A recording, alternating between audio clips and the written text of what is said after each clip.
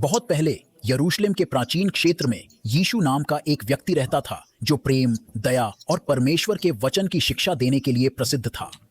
दूर से लोग उसकी बात सुनने आए और उसने जो चमत्कार किए उसे देखने आए। लेकिन हर कोई यीशु को अच्छे शक्ति के रूप में नहीं देखता था। शहर के कुछ नेताओं और शिक्षकों को उनके बढ़ते प्रभाव और सच्चाई बोलने से खतरा महसूस हुआ।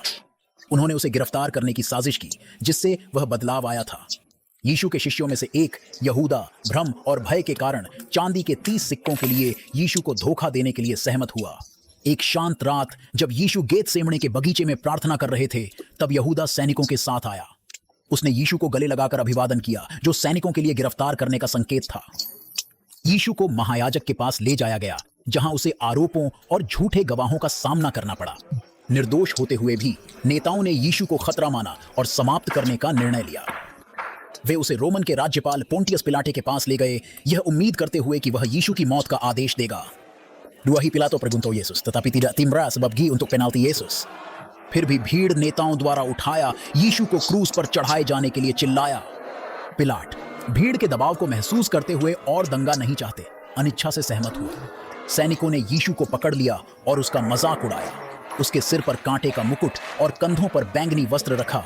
उसे यहूदियों का राजा कहा।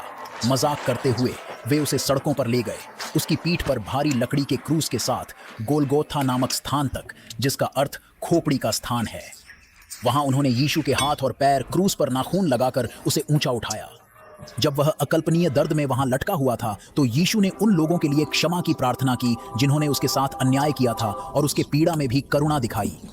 घंटों तक यीशु गर्म सूरज के नीचे क्रूस पर लटका हुआ, कुछ वफादार अनुयायियों और उसकी मां से घिरा हुआ, जो टूटे दिलों से देखते थे। आखिरकार यीशु ने पुकार लगाया और उसने अपनी आखिरी सांस ली।